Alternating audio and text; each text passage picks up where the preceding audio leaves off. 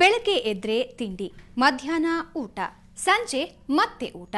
ಆಗಾಗ ಅಲ್ಲಲ್ಲಿ ಅಲ್ಪ ಸ್ವಲ್ಪ ತಿಂಡಿ ತಿನಿಸು ತಿಂದ್ಕೊಂಡು ಅಬ್ಬಾ ನಮಗಂತೂ ಸಾಕಾಗಿ ಹೋಗಿದೆ. ಅದೇ ಕಾರಣಕ್ಕೆ ನಾವು ಇವತ್ತಿನಿಂದ ನಿಮ್ಮ ತಲೆ ತಿನ್ನೋದಕ್ಕೆ ಬಂದಿದ್ದೇವೆ.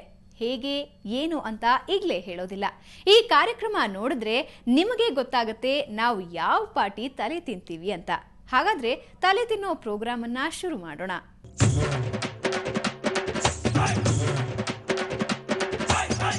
2013ರ ತಲೆನೋವು ಸುದ್ದಿ ಯಾವ್ದಪ್ಪ ಅಂತ ಹುಡುಕಾಡಿ ತಡಕಾಡಿದ್ರೆ ಅಲ್ಲಿ ಬೇಜಾ ಫ್ರೈ ಆಗುವಂತ ಸುದ್ದಿಗಳೇ ಸಿಗುತ್ತವೆ.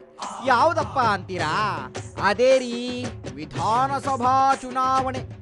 ಯಾರಿಗೂ ಓಟ್ ಹಾಕ್ಬೇಕಪ್ಪ ಅಂತ ಜನ ತಲೆ ಕೆಡಿಸ್ಕೊಂಡ್ರೆ ಓಟ್ ಹೆಂಗ್ ಪಡಿಬೇಕಪ್ಪ ಅಂತ ಚುನಾವಣೆಗೆ ಸ್ಪರ್ಧಿಸಿದವರು ತಲೆ ಕೆದರ್ಕೊಂಡು ಕೆಡಿಸ್ಕೊಂಡ್ಬಿಟ್ರು ಕಣ್ರಿ.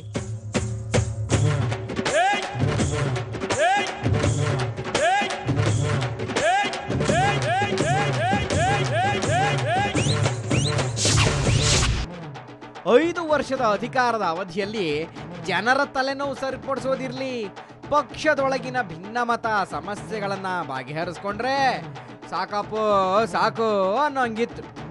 ಈ ಬಿಜೆಪಿಯವ್ರ ಪಾಡು ರೆಡ್ಡಿಗಳು, ಯಡಿಯೂರಪ್ಪ, ಶ್ರೀರಾಮುಲು ಅವ್ರನ್ನ ಕಂಟ್ರೋಲ್ ಮಾಡೋದೇ ಒಂದು ಸಾಹಸ ಆಗ್ಬಿಟ್ಟಿತ್ತು ನೋಡಿ. ಯಡಿಯೂರಪ್ಪ ಪಕ್ಷನ ಧಡಕ್ಕಂತ ಬಿಟ್ಟು ಹೊರಟೇ ಹೋದ್ರು. ಆಮೇಲೆ ಶುರುವಾಯ್ತು ನೋಡಿ ಬಿಜೆಪಿ ಅವರಿಗೆ ತಲೆನೋವು.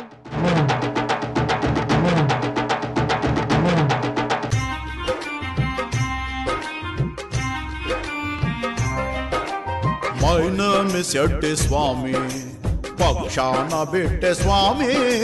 My name is Yatti Swami.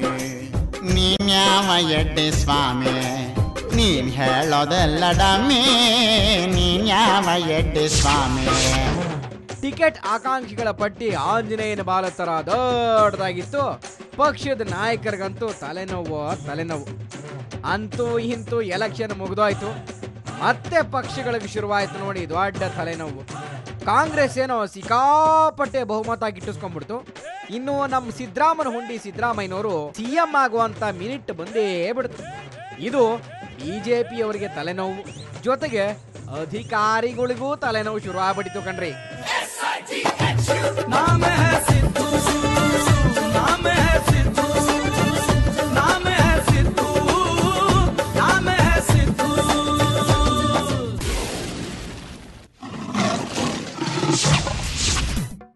ಇನ್ನು ನಮ್ಮ ಈ ಕರ್ನಾಟಕ ರಾಜ್ಯದಲ್ಲಿ 7 ವರ್ಷಗಳ ನಂತರ ಕಾಂಗ್ರೆಸ್ ಸರ್ಕಾರವನ್ನ ರಚಿಸಿತು. ಹಿರಿಯ ನಾಯಕ ಸಿದ್ದರಾಮಣ್ಣವರು ಸಿಎಂ ಆಗಿ ಪ್ರಮಾಣ ವಚನವನ್ನ ಸ್ವೀಕಾರ ಮಾಡಿದ್ರು. ಸಿದ್ದು ಸಿಎಂ ಆಗಿ ಅಧಿಕಾರನೇನೋ ವಹಿಸ್ಕೊಂಡ್ರು. ಆದ್ರೆ ಸಚಿವ ಸಂಪುಟ ರಚನೆ ಸಿದ್ದುಗೆ ಮೊದಲನೇ ಸವಾಲಾಗಿ ಪರಿಣಮಿಸಿಬಿಡ್ತು. ಯಾಕೆಂದ್ರೆ ಆಯ್ಕೆಯಾದ 121 ಶಾಸಕರಲ್ಲಿ ಅಲ್ಲಿದ್ದವರು ಬಹುತೇಕರು ಎಲ್ಲ ಹಿರಿಯೋ ತಲೆಗಳೇ, ಹಿರಿ ತಲೆಗಳೇ. ಅಲ್ಲಿ ಶುರುವಾಯ್ತು ನೋಡಿ ಹೊಸ ತಲೆನೋವು.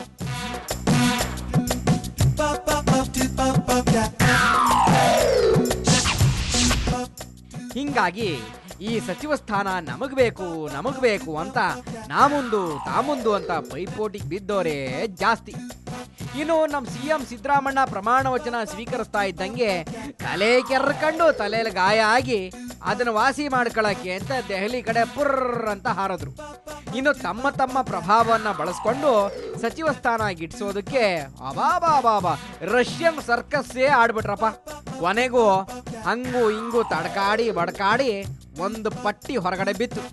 ಕೆಲವರಿಗೆ ಕುರ್ಚಿ ಸಿಗ್ತು, ಅದರಲ್ಲೂ ಹೊಸ ತಲೆನೋವುಗಳು ಹುಟ್ಕೊಂಡವೆ ಹೊರತು ಕಡಿಮೆ ಆಗಲೇ ಇಲ್ಲ.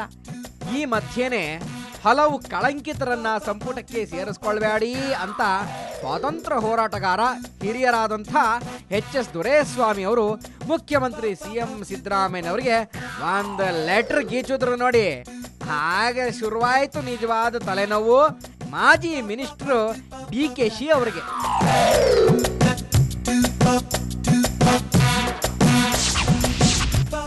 ಈ ಆರೋಪಗಳಿಗೆಲ್ಲ DK ಶಿ ತಿರುಗೇಟ್ ಕೊಟ್ರು. ಗಣಿ ಹಗರಣದಲ್ಲಿ ದೇವರಾಣೆ ನಾನು ಭಾಗಿಯಾಗಿಲ್ರಪ್ಪೋ, ನನ್ನ ವಿರುದ್ಧ ಶತ್ರುಗಳು ಕುತಂತ್ರ ನಡೆಸ್ತಾವ್ರೆ ಅಂತ DKಶಿ ಕಿಡಿ ಕಾರ್ಬಿಟ್ರಪ್ಪ. ಆಮೇಲೆ ಏನಾಯ್ತು ಅನ್ನೋದು ಜನರಿಗೆ ಗೊತ್ತಿರೋದೇ ಬಿಡಿ. ಇನ್ನು 2013ನೇ ಇಸ್ವಿನಲ್ಲಿ ಸಿಕ್ಕಾಪಟ್ಟೆ ತಲೆನೋವು ಸುದ್ದಿ ಸೃಷ್ಟಿಯಾಗಿದ್ದು IPLನಲ್ಲಿ. ಹೌದು ಕಣ್ರಿ, ಕ್ರಿಕೆಟ್ ಅಂದ್ರೆ ಸಭ್ಯರ ಆಟ, ಜೆಂಟಲ್ಮನ್ ಗೇಮ್ ಅಂತ ಕರಿತಾ ಇದ್ರು. ಆದ್ರೆ ಇವಾಗ ಪರಿಸ್ಥಿತಿ ಹಂಗಿಲ್ವೇ ಇಲ್ಲಪ್ಪ. ಕ್ರಿಕೆಟ್ ಆಟದಲ್ಲೂ ಮೋಸ, ಹಣದ ಹೊಳೆ ಹರಿಯುತ್ತೆ. IPLನಲ್ಲೂ ಫಿಕ್ಸಿಂಗ್ ಅನ್ನೋ ಪಿಶಾಚಿ ಭೂತ ತಾಂಡವ ಆಡ್ತಾ ಇದೆ. ಇದು ಗೊತ್ತಾಗಿದ್ದು ಕಳ್ಳ ಆಟಗಾರರು ಸಿಕ್ಕಿಬಿದ್ದ ಮೇಲೇನೆ. ಇದರಿಂದ ಒಳ್ಳೆ ಆಟಗಾರರಿಗೆ ಪಾಪ ದೊಡ್ಡ ತಲೆನೋವೇ ಶುರುವಾಗಿತ್ತು.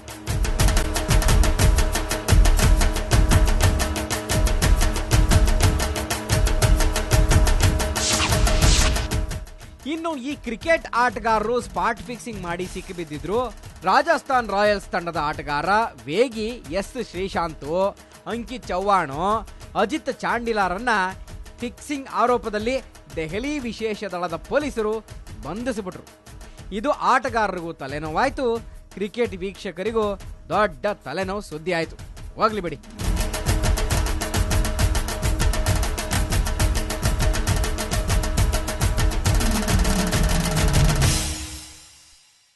ಅವರೊಂದು ಹೇಳ್ತಾರೆ, ಇವರೊಂದು ಹೇಳ್ತಾರೆ. ಇವರು ಹೇಳೋದನ್ನ ಕೇಳದ ಮೇಲೆ ತಲೆನೋವು ಬರ್ದೇನೆ ಇರುತ್ತಾ ಸ್ವಾಮಿ? ಮಳೆ ಬಂದ್ರೆ ಬೆಂಗಳೂರಿನಲ್ಲಿರೋ ಜನರಿಗೆ ತಲೆನೋವು, ಜೊತೆಗೆ BBMPಯವರಿಗೆ ತಲೆನೋವು. 2013ರಲ್ಲಿ ಬಿದ್ದ ಮಳೆ ಸೃಷ್ಟಿಸಿದ ಅವಾಂತರಗಳು ಒಂದೆರಡಲ್ಲ ಬಿಡಿ ಸ್ವಾಮಿ.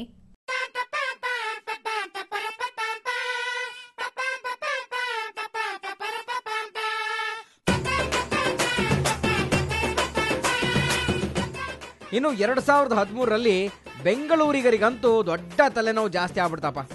ಇನ್ನು BBMPನವ್ರ ತಲೆ ಕೂಡ ಬಿಸಿ ಬಿಸಿ ಬಿಸಿ ಬಿಸಿ ಆಗೋಯ್ತು. ಸರ್ಕಾರಕ್ಕೆ ಈ ತಲೆನೋವು ಆ ತಲೆನೋವು ಸೇರ್ಕೊಂಡು ತಲೆ ಸಿಡಿಯುವಷ್ಟು ತಲೆನೋವು. ಯಾಕೆ ಅಂತೀರಾ? ಮಳೆ ಬಂದು ದೊಡ್ಡ ಅವಾಂತರವನ್ನ ಮಹಾನಗರಿಯಲ್ಲಿ ಸೃಷ್ಟಿ ಮಾಡಬಿಡ್ತು.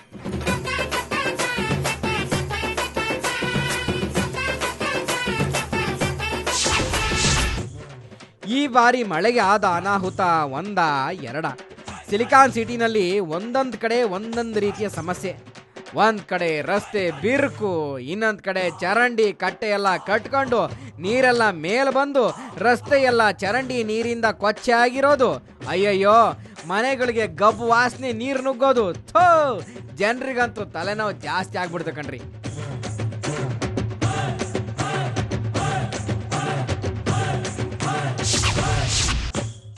ಇನ್ನು ಈ ಮಳೆಗೆ ಈ ರೀತಿ ಸಮಸ್ಯೆ ಎದುರಾಗುತ್ತೆ, ಪ್ರತಿ ಸರಿನೂ ಹಿಂಗಾಗುತ್ತಪ್ಪ.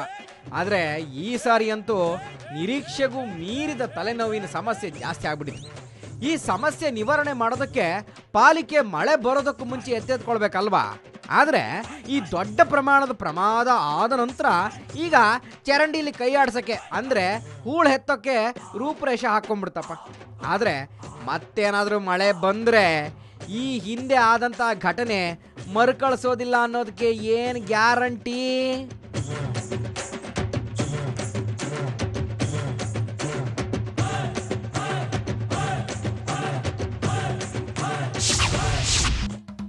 ಇನ್ನು ಗೋಲ್ಡ್ ಗುನ್ನ ಬಗ್ಗೆ ಹೇಳಲೇಬೇಕು ಸ್ವಾಮಿ.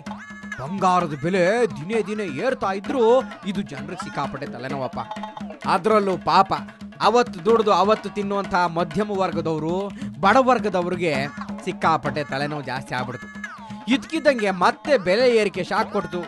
ನಿಜ, ಚಿನ್ನ ಬೇಡ ಚಿನ್ನ ಅಂತ ಗಂಡ ತನ್ನ ಹೆಂಡತಿಗೆ ಹೇಳೋ ಸಮಯ ಬಂದೇ ಬಿಡ್ತು.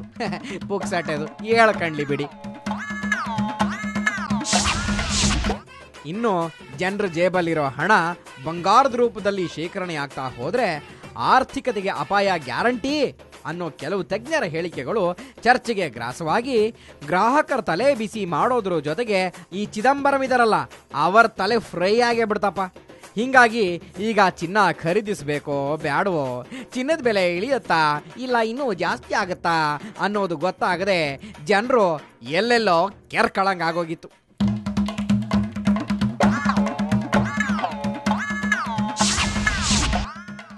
ಇನ್ನು ಎಲೆಕ್ಷನ್ ಮುಗಿದ ಮೇಲೆ BJP ಅವರಿಗೆ KJP ಅವರಿಗೆ ಒಟ್ಟೊಟ್ಟಿಗೆ ತಲೆನೋವು ಶುರು ಆಗ್ಬಿಡ್ತಪ್ಪ. ಯಡಿಯೂರಪ್ಪವ್ರನ್ನ ವಾಪಸ್ ಬಿಜೆಪಿಗೆ ತಗೊಂಬರೋದಕ್ಕೆ ಸಿಕ್ಕಾಪಟ್ಟೆ ಸರ್ಕಸು ಕಸರತ್ತು ಜಾಸ್ತಿ ಆಗ್ಬಿಟ್ಟಿತು. ಅದು ಇನ್ನೂ ನಿಂತಿಲ್ಲ ಅನ್ನೋದು ಬಿಡಿ, ಅದು ಬೇರೆ ವಿಚಾರ. ಇನ್ನು ನಡೀತಾನೆ ಐತೆ ತೆರೆ ಮರೆಯಲ್ಲಿ. ಇನ್ನು ಯಡಿಯೂರಪ್ಪನವ್ರು ಯಾವಾಗ ಬರ್ತಾರೋ ಗೊತ್ತಿಲ್ಲ.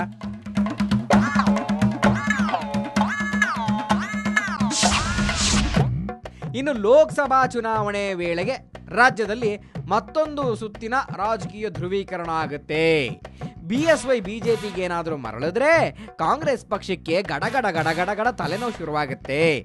ಆದರೆ ಬಿಜೆಪಿನಲ್ಲಿ ಈ ಹಿಂದೆ ಇತ್ತಲ್ಲ ಶಕ್ತಿ ಒಗ್ಗಟ್ಟು ಉಳಿಯುತ್ತಾ ಅಥವಾ ಕಿತ್ತೋದು ಒಬ್ಬಟ್ಟಾಗುತ್ತಾ, ಅಲ್ಲಿರೋರಿಗೆ ತಲೆನೋವು ಶುರುವಾಗುತ್ತಾ ಅನ್ನೋದಕ್ಕೆ ಸದ್ಯಕ್ಕಂತೂ ಉತ್ತರಗಳು ಸಿಕ್ಕಿಲ್ಲ. ಆಮೇಲೆ ನೋಡೋಣ. ಒಂದೇ ಒಂದು ಆಸೆ ನಂದು, ಮತ್ತೊಂದು ಕುರ್ಚಿ ಬೇಕು, ದೊಡ್ಡದೊಂದು ಹುದ್ದೆ ಬೇಕು, CM ಕುರ್ಚಿ ಸಾಕು. ಆಸೆಗೆ ಟ್ಯಾಕ್ಸು ಇಲ್ಲ, ಕನಸಿಗೆ ಫೈನು ಇಲ್ಲ, ಹೇಳೋರಿಲ್ಲ ಕೇಳೋರಿಲ್ಲ, ನಂಗೆ ನಾನೇ ರಾಜನು. 1 2 3 ಎಡ್ಡಿ ನಾನೇನ, ಕರುನಾಡ ಕಿಂಗು ನಾನೇನ, ಪ್ರೀತಿಲಿ ಅಂತಾರೆ ಜನ, ಕೇಳ್ಕೊಂಡು ಹೋಗು.